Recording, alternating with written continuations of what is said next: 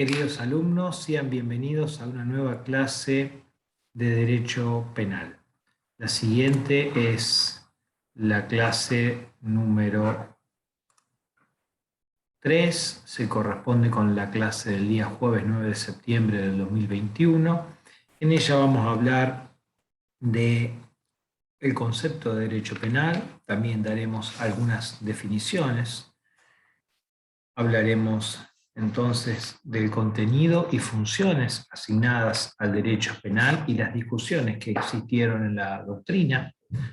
o que existen en la doctrina sobre la función asignada al derecho penal. Hablaremos en cuanto a su contenido del derecho penal desde lo subjetivo y desde lo objetivo. Desde lo objetivo repasaremos cuánto abarca y cuáles son las ramas del derecho con las que se integra el derecho penal. Hablaremos de las leyes especiales, del derecho penal de la minoridad y finalmente terminaremos desarrollando algunas cuestiones relativas a el estudio científico del derecho penal o lo que se denomina la dogmática jurídico-penal. Dogmática que proviene de la palabra dogma y que entiende, en nuestro caso, al dogma como la ley penal, positiva y vigente. El dogma como punto esencial de una doctrina o de un pensamiento que tiene por cierto algo, en nuestro caso, tiene por cierto y no puede oponerse al texto legal vigente, positivo de la ley penal, en el marco del orden constitucional, por supuesto. Comenzamos. El autor nos cuenta que comprende que tradicionalmente y desde el punto de vista formal se ha considerado derecho penal, desde un punto de vista, decía, formal, al conjunto de reglas jurídicas establecidas por el Estado que asocian al crimen como hecho, la pena como legítima consecuencia. Autores más clásicos, como Ricardo Núñez, señalaban en forma similar, algo así como que el derecho penal era la rama del derecho público que regulaba la potestad estatal de castigar, determinando lo que es punible y su consecuencia. Núñez ya veía la idea del derecho penal como un regulador de esa potestad estatal de castigar, de ese derecho penal subjetivo, de esa facultad que solo tiene el Estado de ejercicio del ius puniendi. Ius, adagio, forma latina de expresar derecho, puniendi, pena, la capacidad de imponer pena. Eso es el ius puniendi. Algunos autores clásicos también, pero que todavía tienen vigencia, como Zaffaroni, señalan que es la rama del saber jurídico, o rama del derecho público, como decía Núñez, que mediante la interpretación de leyes penales propone a los jueces un sistema orientador de decisiones que contiene y reduce el poder punitivo para impulsar el progreso del Estado de Derecho. Esta visión es crítica en la visión de Olazábal, pues el ejercicio del ius puniendi, en la visión del autor del libro que seguimos aquí, no es necesariamente irracional, no debe serlo, y es una exigencia del Estado. De allí que el derecho penal, en términos de Olazábal, más que limitar el ejercicio del poder penal de castigar, lo legitima a través de su racionalización, a través de garantizar que ese ejercicio de la facultad estatal de castigar sea racional. Bueno, nos ha quedado claro entonces que tenemos la ley penal objetiva que establece pena para determinadas conductas que han sido consideradas disvaliosas, y desde el punto de vista científico, el estudio de esa ley penal, a la que en principio vamos a denominar el estudio científico del derecho penal y llamaremos dogmática jurídico-penal. La dogmática ha entendido que entre los caracteres del derecho penal, el primero de ellos, el más sobresaliente, es que es público, pues no regula las relaciones entre los particulares, sino que regula las relaciones directamente de el ciudadano con el Estado, pues la norma le indica al ciudadano el deber de, en general, no determinadas conductas, en algunas circunstancias de realizar determinadas conductas, en algunos casos le permite cometer conductas que en principio podrían estar prohibidas, de allí que tenemos tres tipos de reglas: las reglas prohibitivas, las que nos prohíben conductas, se violan mediante la acción; las reglas preceptivas, las que nos obligan determinada acción, se violan mediante la omisión; y las reglas permisivas, que son las que autorizan la comisión o la realización de conductas que podrían ser consideradas injustas, que son las causas de justificación. Bueno, como el derecho penal regula las relaciones del individuo con el Estado en atención a este tipo de reglas y culminando con pena las conductas prohibidas, decimos que es un derecho público.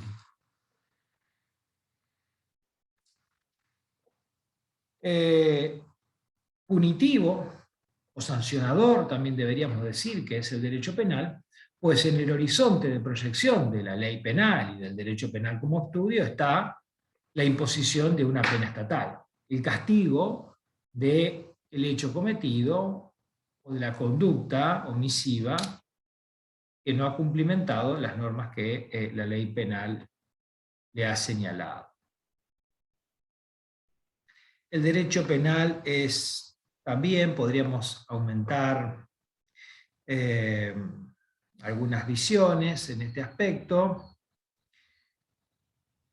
Es continuo en el sentido de que ofrece, como lo decía el autor, una visión global, continua y única del ordenamiento jurídico, sistemático o integrado, así debe interpretarse, y en alguna medida fragmentador del poder punitivo. Esto no lo dice el manual, podemos tomarlo de la visión del doctor Zaffaroni, pero es fragmentador de ese ejercicio de continua punición que ejerce el Estado a través del catálogo de delitos, y que decimos, este catálogo es un catálogo discontinuo de ilicitudes. El derecho penal, en cuanto a su contenido, está caracterizado por una clara división en una parte general y una parte especial. En la parte general está conformada por los preceptos que describen las aplicaciones o las instituciones generales del derecho penal, tales como el tipo, modalidad y cantidad de penas que existen, la autoría y la participación criminal, cómo puede participar una persona en un hecho, la imputación delictiva imperfecta o tentativa, la pluralidad de hechos y cómo se tienen en cuenta los efectos de la imposición de penas en los casos de condena, los casos de unificación de condena, las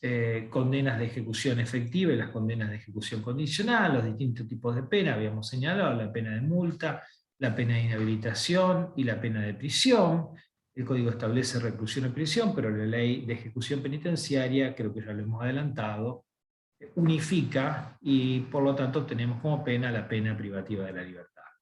También las causales de eximisión de una pena, que están en un artículo que es el 34, que señala que no son punibles determinadas situaciones o conductas en esas situaciones, estableciendo desde la falta de acción, la falta de adecuación típica, la concurrencia de una causa de justificación, nuevos estados o situaciones de inculpabilidad, incluso las excusas absolutorias y obstáculos a los límites de persecución criminal, como por ejemplo la prescripción.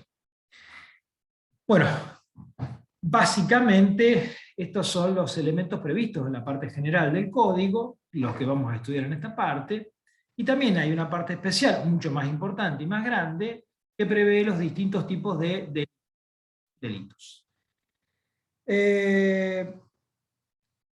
desde el punto de vista de la relación del derecho penal con otras ramas del derecho, lo primero que dice el autor es que si bien se va a relacionar con el derecho penal de menores, con el derecho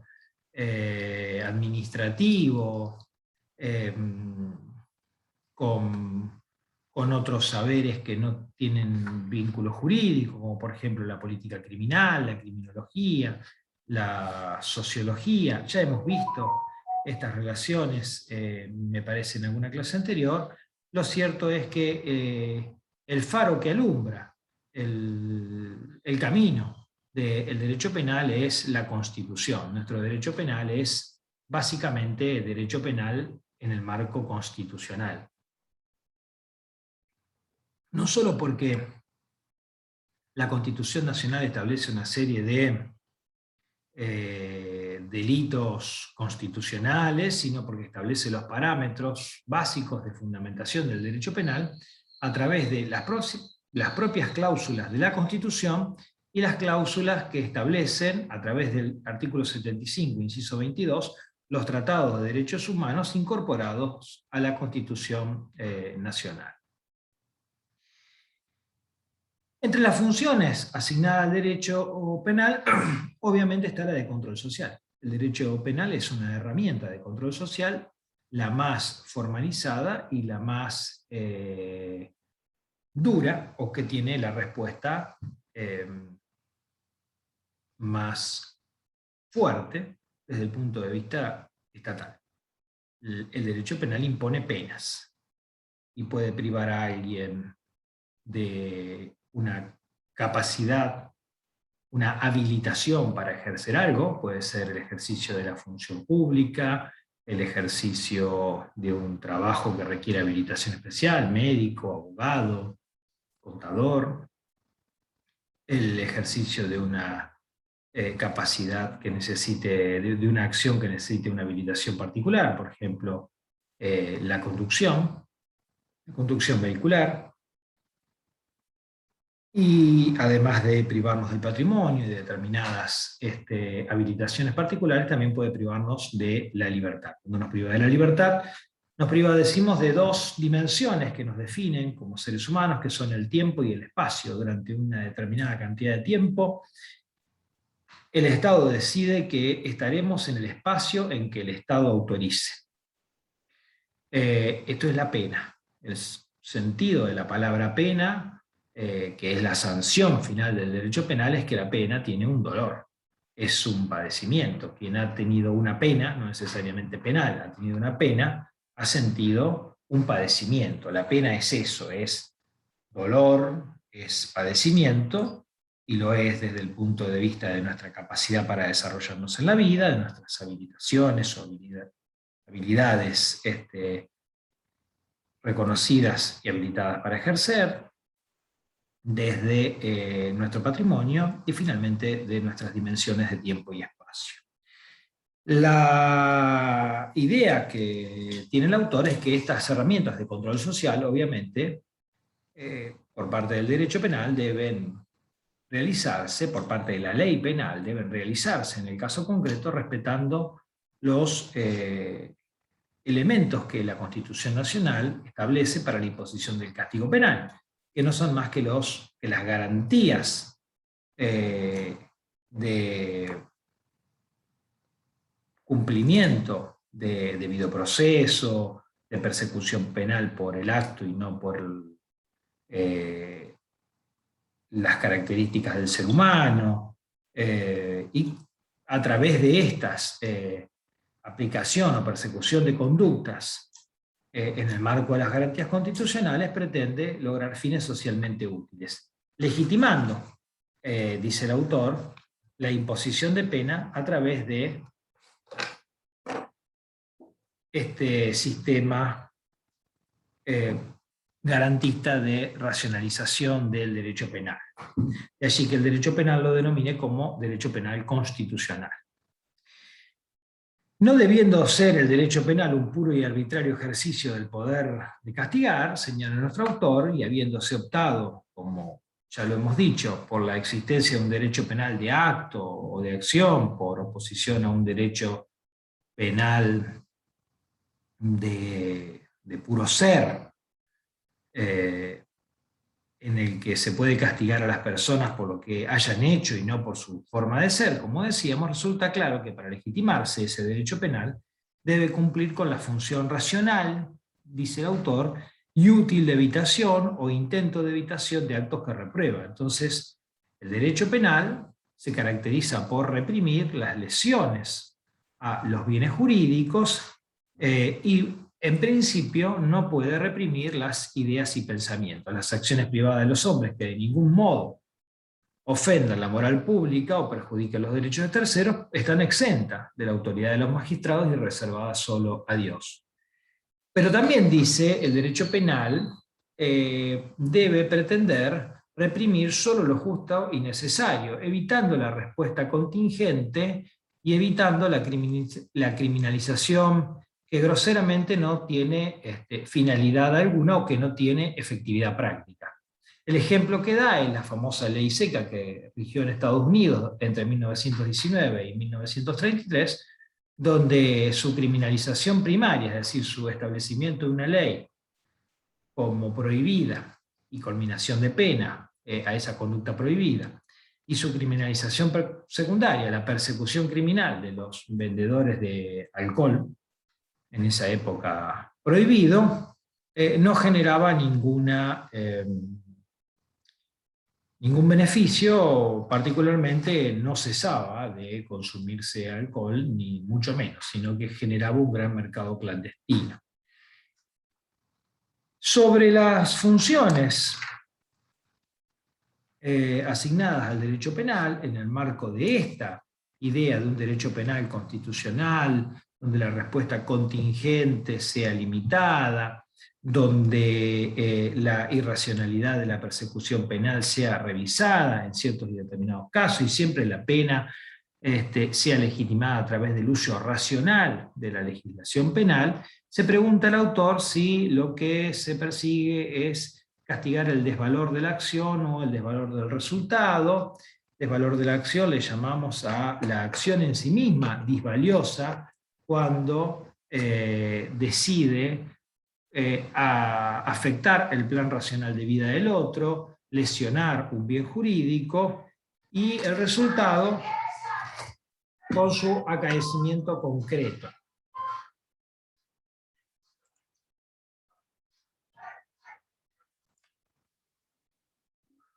Continuamos.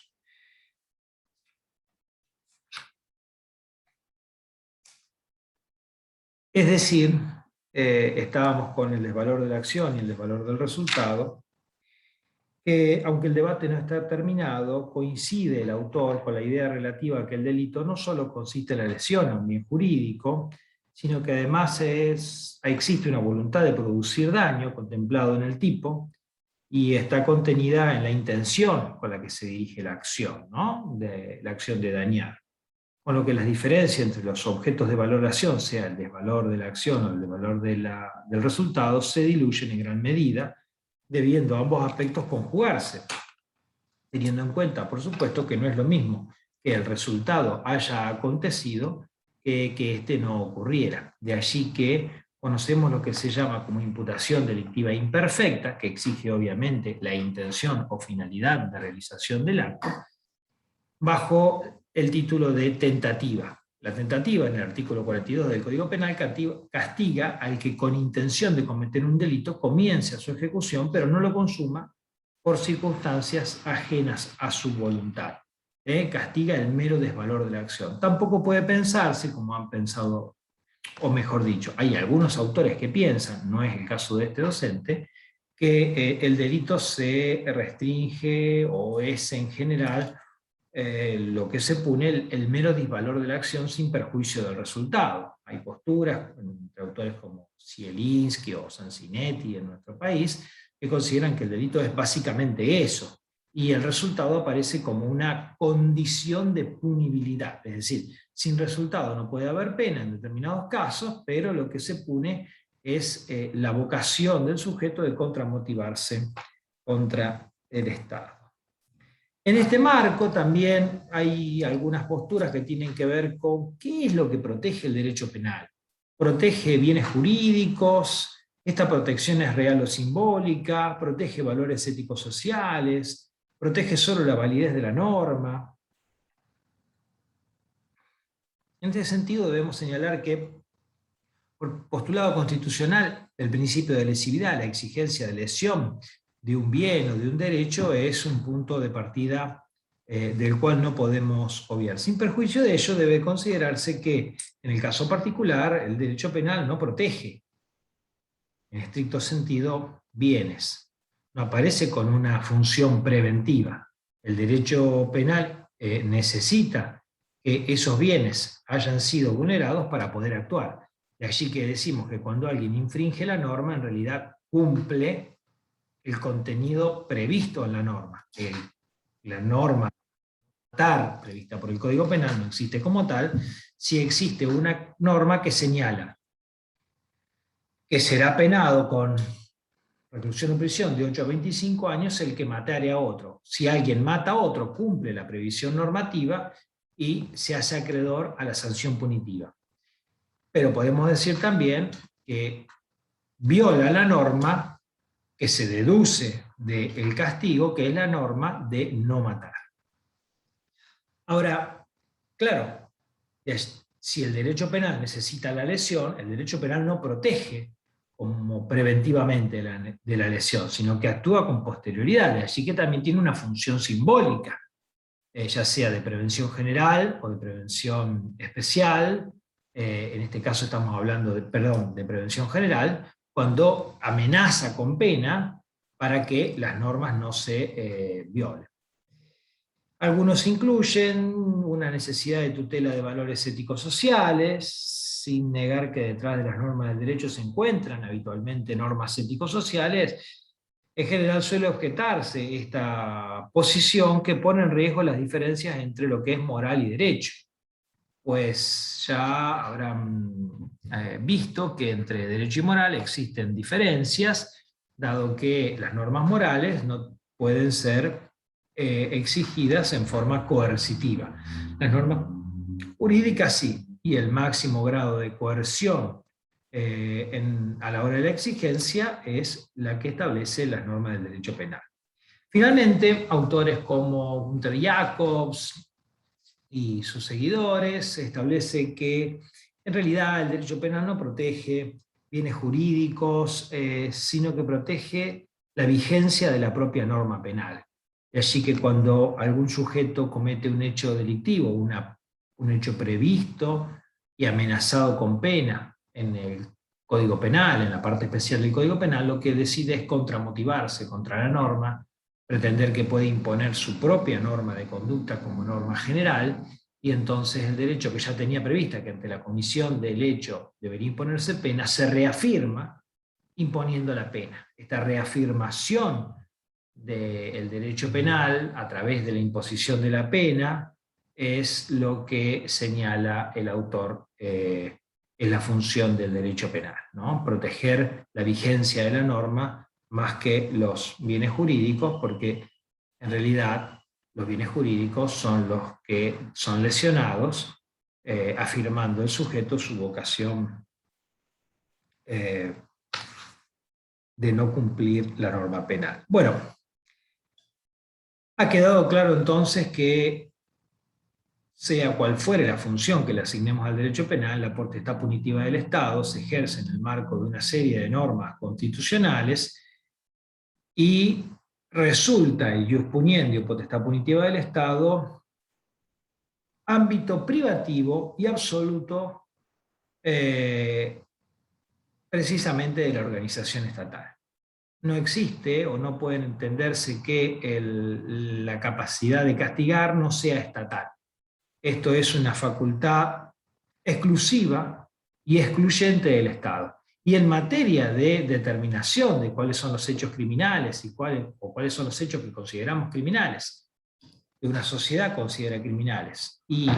cuál es la pena que para esos hechos corresponde, la parte del Estado, la autoridad del Estado, que puede imponer y determinar los hechos criminales y las penas que les corresponden es el Congreso de la Nación. Así lo establece en distintas normas, pero particularmente el artículo 99 de la Constitución Nacional, que prevé como insanablemente nulos los decretos que pudiera establecer el Poder Ejecutivo en materia penal. Es decir, que no existe, obviamente los jueces no pueden legislar, el Poder Ejecutivo podría hacerlo en algunos casos por decreto, pero resulta absoluta e insanablemente nulos en materia de legislación penal. Con lo cual, no solo el Estado ejerce la potestad punitiva, el poder estatal de perseguir y castigar los delitos, sino que además la determinación de qué es el ámbito de lo delictivo y cuál es la pena que corresponde, es una facultad dentro del Estado del Congreso. Pasemos al análisis del derecho penal subjetivo, pues el derecho penal subjetivo, la clasificación derecho penal subjetivo, así dicho, es a quien corresponde la facultad estatal de castigar, la facultad de castigar le corresponde al Estado. El derecho penal subjetivo es el ius puniendi, y el ius puniendi es una facultad absoluta, exclusiva y excluyente del Estado. Obviamente lo hace, como decimos, en el marco de el régimen constitucional, dentro siempre de una república democrática y liberal de derecho, ¿no? El derecho penal objetivo, por su parte, es la ley penal. Las distintas formas de manifestación de legislación que tenga contenido sancionatorio. A eso vamos a denominar leyes penales. Algunos autores hablan de leyes penales manifiestas, aquellas que ascriben una pena en forma manifiesta, leyes penales eventuales, aquellas que tienen contenido eventualmente sancionatorio, y leyes penales latentes, que son leyes que, si bien no tienen contenido sancionatorio manifiesto, tampoco ante una eventualidad de casos sí tienen una latencia sancionatoria y que pueden convertirse en normas de índole penal, como por ejemplo los regímenes disciplinarios psiquiátricos. El autor tiene una clasificación, nuestro autor Julio Olazábal, muy clásica, habla de un derecho penal material o también derecho penal sustantivo, le denominaban en una época, que incluye el derecho penal común, la ley penal del Estado, el Código Penal y sus leyes especiales, un derecho penal contravencional y un derecho penal disciplinario.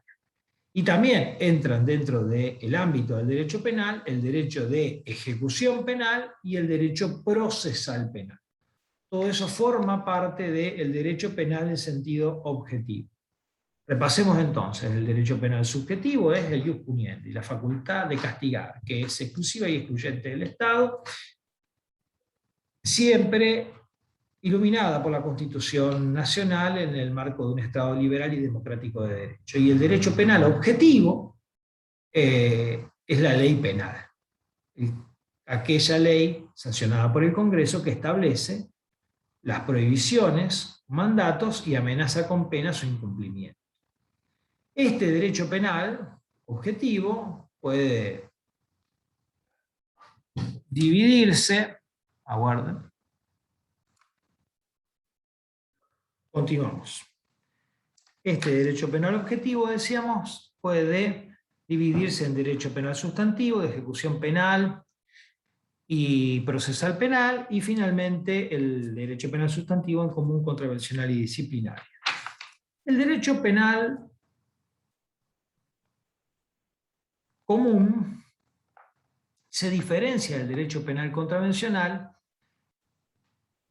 y esta diferenciación no ha sido pacífica o tranquila en la doctrina, en la dogmática. Algunos han pensado que es cualitativa, en el sentido de que mientras el derecho penal protege bienes jurídicos, las contravenciones solamente protegen el orden, o el orden en el marco de la actividad administrativa estatal, o prevendrían la comisión, y no ayudarían a prevenir la comisión de delitos. Por ejemplo, mientras que una contravención es portar un arma blanca, un delito es robar con un arma blanca. En el caso de la aportación de armas de fuego, ya en sí es delito. Entonces esto ya pone en cuestión si la contravención en realidad es un delito de menor entidad, y la diferencia no es cualitativa, sino que es cuantitativa. Y como en el Código Penal y en el Código Contravencional existen normas que algunas pretenden prevenir las lesiones o amenazar con pena futuras lesiones, y algunas en el Código Penal solo delitos de peligro, y algunos inclusive ni siquiera de un peligro concreto, sino de un peligro abstracto, y en las contravenciones existen protección de bienes jurídicos, pero de menor entidad, como por ejemplo el derecho a la tranquilidad contra los ruidos molestos, entonces podemos decir que, siguiendo la tesis cuantitativa, que además de una diferencia cualitativa en algunos casos, existe una diferencia cuantitativa en otros. Esta parece ser tesis mixta la que adopta el autor. Lo cierto es que tanto adoptemos la tesis cuantitativa o la tesis cualitativa, al derecho penal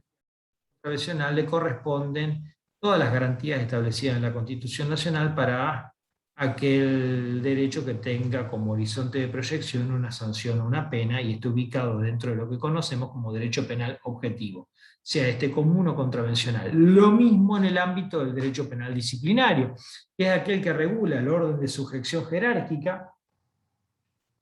por ejemplo, en la administración pública, y amenaza con pena que puede ser una exoneración, una cesantía, un apercibimiento a un empleado público. Este derecho penal disciplinario también requiere del respeto de las normas de personalidad, de todas las que hemos señalado como características básicas del derecho penal. Repasamos brevemente: legalidad, subsidiariedad, proporcionalidad, fragmentariedad, lesividad, acción, personalidad subjetiva, o sea, personalidad de la pena, culpabilidad, judicialidad y resocialización. Esto lo pueden ver como repaso entre los caracteres del derecho penal, el segundo párrafo del parágrafo 79. Otra clasificación que tenían los códigos antiguos es la de crímenes, delitos y contravenciones. Los crímenes eran los delitos que tenían una amenaza punitiva más alta, la de los delitos aquellos que tenían un menor contenido de amenaza de pena, un menor contenido de pronóstico de pena, y la de las contravenciones, las que menor amenaza o pena de entidad, distinta calidad tenía. Mientras que uno establecía pena privativa de la libertad, el otro establecía como máximo un arresto, en general sanciones de clausura o multa. Finalmente, entran dentro también del derecho penal material o sustantivo el derecho penal, decía disciplinario, lo hemos visto. Y ahora nos quedan dentro del derecho penal ejecutivo, el derecho penal material o derecho penal objetivo, las disposiciones de la Ley de Ejecución Penitenciaria o derecho penal ejecutivo. Para el cumplimiento de las penas, muy especialmente de las penas privativas de la libertad, es imprescindible, señala el autor, la existencia de un cuerpo de normas que, atendiendo el cumplimiento de sus fines y garantías, las programe y establezca las modalidades de cumplimiento. Por ejemplo, en materia de derecho de ejecución de la pena privativa de la libertad existe en la Ley de Ejecución Penitenciaria, la Ley 24660, un sistema de ejecución progresivo,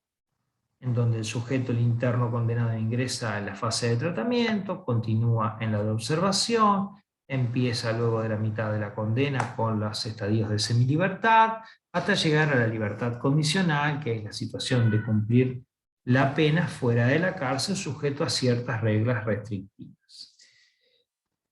Finalmente,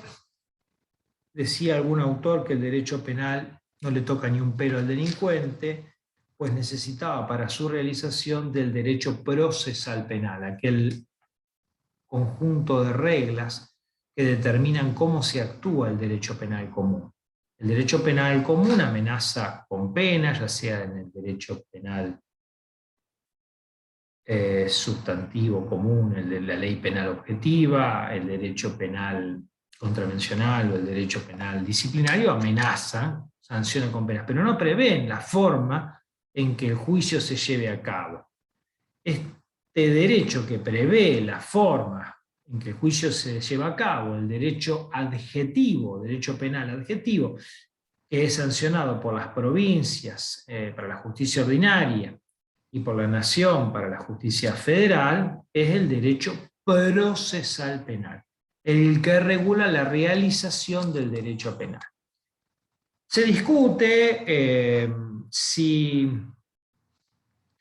el derecho procesal penal tiene mayor vínculo con el derecho procesal y a partir de la generación de lo que es una teoría general del proceso, con principios comunes, esto para los casi estudiantes de derecho, pero vale la pena mencionarlo también para ustedes, vinculados a todos los saberes procesales. La teoría general del proceso, como una primera materia procesal que se da en las facultades de derecho, dice, bueno, hay principios básicos, el de preclusión, que son propios de teoría general del proceso y que por lo tanto son aplicables a todas las áreas del procedimiento. Mientras que otros señalan que como el derecho penal, procesal penal no es más que la herramienta que nos permite la realización del derecho penal, el derecho procesal penal forma parte del ámbito del derecho penal. Volvemos con la misma aclaración previa, siempre y cuando estamos hablando del derecho que nos permite efectuar, en el caso particular el castigo, la criminalización secundaria, en el caso concreto el derecho procesal penal por dispositivo constitucional está sujeto a cualquier, como en cualquier otra norma jurídica, a la disposiciones de la Constitución Nacional. Aquella frase del artículo 18 que dice que nadie podrá ser penado sin juicio previo, fundado en ley anterior al hecho del proceso. El derecho, el juicio previo y el debido proceso es una garantía constitucional, pertenezca el derecho procesal penal al ámbito del derecho procesal exclusivamente, con cierta autonomía, o comparta híbridamente, como creo que en realidad es, aspectos del derecho procesal y del derecho penal. Finalmente, dos temas. Hay una serie de leyes especiales que tienen que ver con manifestaciones de regulación específica, pero con amenaza de pena, por ejemplo, la ley penal que regula el problema de la criminalidad y consumo de estupefacientes, la ley penal tributaria, regula el problema de la evasión tributaria y también establecen penas. Estas leyes penales especiales también forman parte de nuestro derecho penal, objetivo, sustantivo y común. Forman parte también del derecho penal el derecho penal de la minoridad. En materia de derecho penal de menores o derecho penal de la minoridad, lo cierto y claro es que debemos señalar es que el Estado ha optado por establecer, y lo ha optado desde el punto de vista constitucional a través de la incorporación de la Convención de los Derechos del Niño, que todos los menores de 18 años son niños. Y más allá de su comprensión o no comprensión de la criminalidad en el caso concreto, establece que no son punibles aquellos que tengan menos de 16 años de edad y que son punibles aquellos que tengan más de 16 años de edad, a los cuales se les podrá seguir un proceso y la pena se podrá imponer luego de los 18 años de edad. Así, el régimen penal establecido por la ley 22.278 es un régimen penal que establece un régimen de no punibilidad aplicable respecto de cualquier delito al menor que todavía no cumplió los 16 años de edad, pero también al menor que no hubiera cumplido los 18 años de edad respecto de determinados delitos, como por ejemplo los que dependen de una acción privada, delitos contra el honor, una injuria, o los que están reprimidos con pena privativa de la libertad que no exceda de 2 años con multa o inhabilitación. Respecto de todos estos delitos, el juez podrá disponer en ellos en forma provisoria del menor, pero no podrá haber un proceso de persecución criminal. Y hay un régimen de punibilidad, en cambio, aplicable al menor de entre 16 y 18 años de edad, que cometiera un delito que no sea de los incluidos en el régimen de no punibilidad, o sea, los que mencionamos con anterioridad, pudiendo el juez disponer de él y hasta imponerle sanción una vez que hubiere cumplido los 18 años de edad. Sanción que podrá reducir en la forma prevista en la tentativa, es decir, disminuyendo la escala penal de 1/3 a la mitad.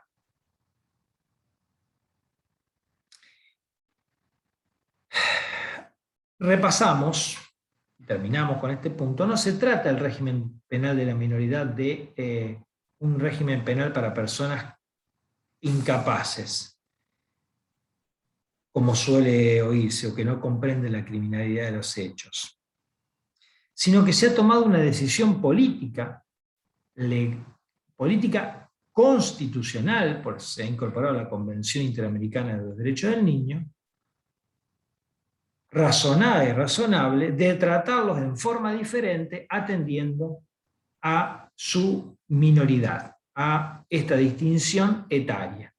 De allí que este impacto constitucional impacta sobre nuestro régimen penal de la minoridad, pues son, en definitiva, nuestros niños, nuestros jóvenes, aquellos que debemos verificar cómo le imponemos pena y en qué casos. Luego aparece un régimen de no punibilidad y un régimen de punibilidad. Queridos alumnos, hemos terminado el análisis del derecho penal en cuanto a su contenido, caracteres, fin y funciones, discusiones, hechos y derecho penal objetivo y subjetivo, y debemos decir que estuvimos haciendo dogmática. El estudio científico del derecho penal data de muy antiguo, algunos lo consideran la obra de Rudolf von List, o el padre de la dogmática jurídica, la descomposición del texto legal en pequeños puntos denominados dogmas. ¿Por qué del texto legal? Porque ese es el dogma. El del texto legal es el dogma, el ámbito del que no nos podemos ceñir. Cuando nosotros buscamos en el diccionario la palabra dogma, es el punto esencial de una doctrina o un sistema de pensamiento que se tiene por cierto y que no puede ponerse en duda. Bueno, lo que tenemos por cierto y que no podemos poner en duda en el marco del estudio científico del derecho penal es que hay una ley penal positiva vigente. Eso es lo que no se pone en duda. Luego, la descomposición en pequeños dogmas es una obra que, bueno, ya hacía von List,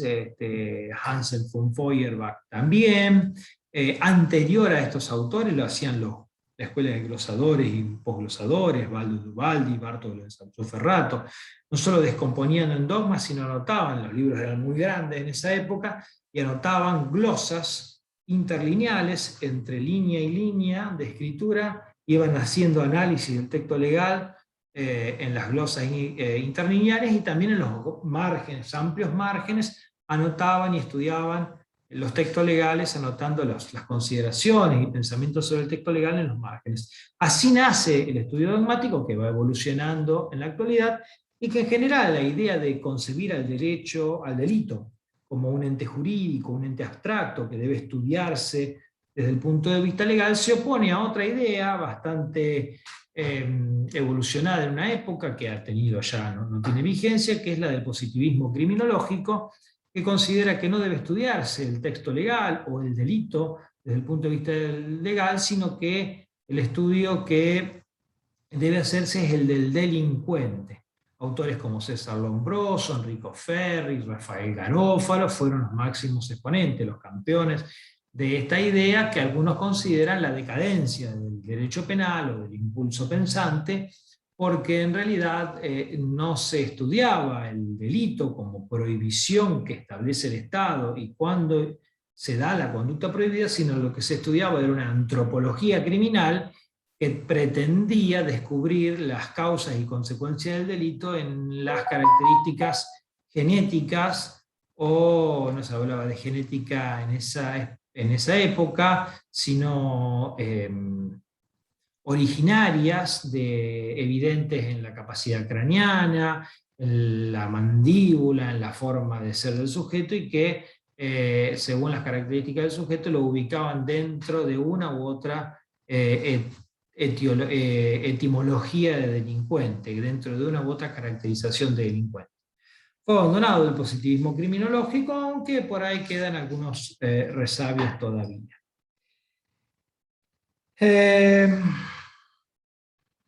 La ciencia del derecho penal, en el marco ya del análisis abstracto y dogmático, ha tenido distintas evoluciones. Hemos pasado por lo que se conoce como el sistema von Lis, o Lis-Belling, en donde el derecho penal era, digamos, concebía a la acción humana como una mera inervación de los músculos motores, desprovista de toda valoración, al sistema idealista o neocantista, en donde el mundo de los valores y la ideación se incorporan en el análisis y la visión del derecho penal. En contra de esta idea aparece el de respeto de las estructuras lógicas objetivas y el finalismo de Hans Belzel, y luego la idea del derecho penal dentro de la sociedad con una función social compleja, la que hemos denominado, o la que se ha denominado funcionalismo. Cualquiera sea la posición que se adopte en este marco, debemos decir que, repetimos, el análisis y estudio del derecho penal requiere la verificación de la compatibilidad de la interpretación de la norma penal con la Constitución Nacional. Queridos alumnos, hemos dado la unidad 3. Los invito a continuar la lectura desde el punto 1, el derecho penal, parágrafo 78, página 49 de nuestro libro, a el parágrafo 109, página 65 de nuestro libro. Tengan todos una buena semana. Muchas gracias.